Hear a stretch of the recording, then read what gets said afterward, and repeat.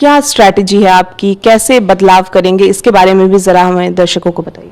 बिहार राज्य इतना पीछे छूट गया है दूसरे राज्यों के मुकाबले कि कल से अगर एक अच्छी सरकार आ भी जाए तो भी बिहार को सही रास्ते पर आने में 5 साल 10 साल का समय लग सकता है, क्योंकि आप देश के सबसे गरीब और पिछड़े राज्य हैं। तो किस गति से आप बढ़ना शुरू करेंगे कि आप आगे जाएंगे। इसलिए जनसुराज का जो लक्ष्य है कि अगले 10 वर्ष में हम देश के टॉप 10 में आए। अभी तो हम लोग 28वें नंबर पे हैं और 28वें नंबर पे आज से नहीं है, 1990 से लेकर अभी तक 35 वर्ष से। 1990 में भी देश का सबसे गरीब और पिछड़ा राज्य था बिहार।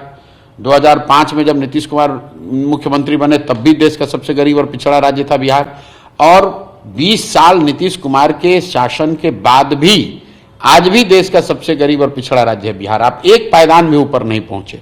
तो अगले 10 वर्ष में हम लोग ये कह रहे हैं कि बिहार कम से कम टॉप 10 में आए। उसके लिए ही व्यवस्था में आमूलचूल परिवर्तन चाहिए और बहुत सारी बातें होनी चाहिए। स्वास्थ्य होना चाहिए, इंडस्ट्रियलाइजेशन होना चाहिए, नई टेक्नोलॉजी आनी चाहिए, वो सब बात है।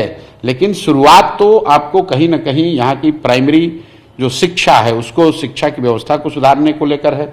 युवाओं के हाथ में रोजगार हो और जो बुजुर्ग लोग हैं उनको कम से कम एक सम्मानजनक जिंदगी जीने का अवसर मिले। तो 3 चीज जो हम लोग मूलभूत बात कह रहे हैं कि 15 साल से कम उम्र के बच्चों के लिए देश की सबसे अच्छी शिक्षा व्यवस्था बिहार में बनाई जाएगी।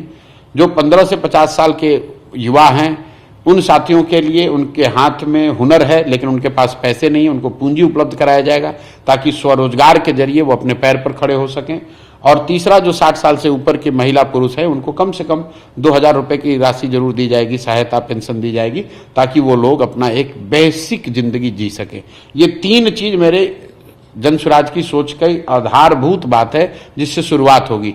जब तक इन चीजों को आप नहीं करेंगे तो आकर ये कहना कि मैं एकदम स्वास्थ्य व्यवस्था बढ़िया बना दूंगा और मैं बिहार को एकदम नंबर 1 बना दूंगा, ये बेतुकी और बेकार की बातें हैं।